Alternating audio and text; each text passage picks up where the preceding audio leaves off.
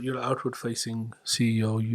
You spend a lot of time talking to organisations, and attending events, and being out there in webinars and seminars and sort of conferences.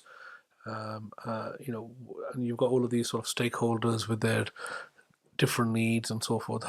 So talk to us about how you manage those relationships with those stakeholders. You've got stakeholders with the St. Martin's Group, you've got stakeholders with the Association of Apprentices. You yourself are talking to many people. How do you balance all of that, the needs of these stakeholders? How do you manage stakeholders as a whole? That's a really good question, isn't it? Because there's a lot of people, and when you're surrounded by a lot of people, they want to give you advice, right? About how to do it. You should do it. So I think part of it is having a balance of being able to pick up the phone when you need to, building relationships with people like that, so that they understand, they know that you're always going to deliver, they know that you're committed to doing what you do, so you build up some trust with them.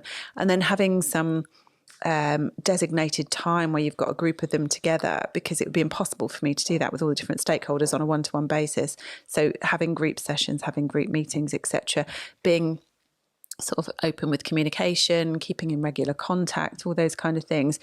It's not easy, but also I find it, I don't know whether it's a natural thing, I find it easy to make connections for people. So if I've got a stakeholder who has got a requirement or a need, and I know somebody else who can, I find it easy to make those connections. And that's the bit of my job I quite like doing, actually, is sort of helping other people to get connected.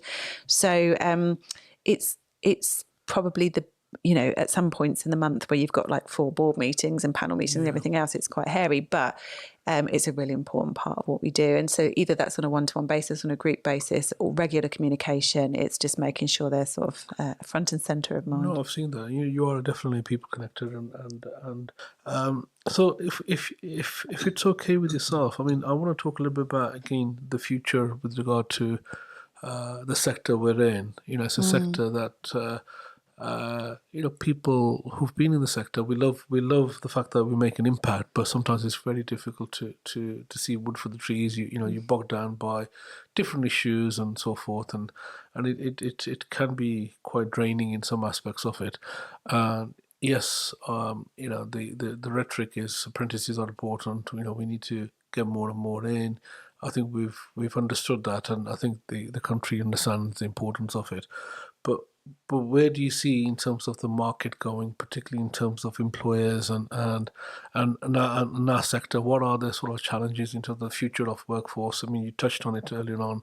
SMEs finding it hard to get the talent that they need. Our SMEs finding it hard to get the apprentices, the quality of apprentices that they need. You've recruited an apprentice. How easy was it to get the caliber that you need? So just generally your thoughts about the workforce, some of the challenges for the sector, for some of the challenges for the country as a whole.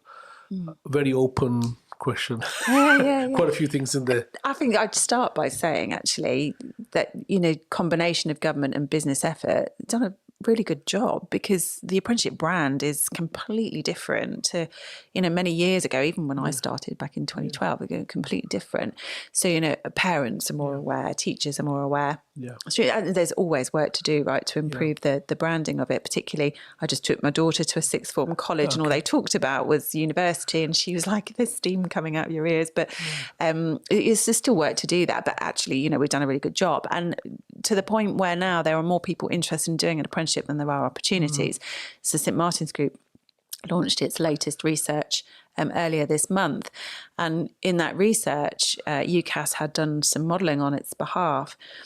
For every apprentice start, there are a further 4 young individuals who want that opportunity. When you look at different regions, sectors, levels, in fact, at level 4, there's 26 young people interested in that opportunity. So we've got this sort of issue where there might not be enough apprenticeships to go around. Well, definitely isn't. And actually that's going to get worse. So the modelling suggests that there will be, thousands more who will be interested in apprenticeship by the end of the decade as the 18 to 19-year-old population grows. So we've got a bit more to do, and SMEs, small organisations, are key to that provision. I think large organisations are key to that provision. Making it simple for large organisations to offer more would be great, but certainly smaller companies who tend to recruit younger people, tend to recruit people from diverse backgrounds, tend to recruit locally, it's those that are going to be really key to that. So I think, if anything, there needs to be more focus on how do you help those businesses to address that demand. We would call for example, reintroducing financial incentives for smaller organisations so that they're able to hire and manage without worrying about the costs, because there are additional costs to taking on an apprentice. So it's those kind of things I think will be really key to apprenticeships.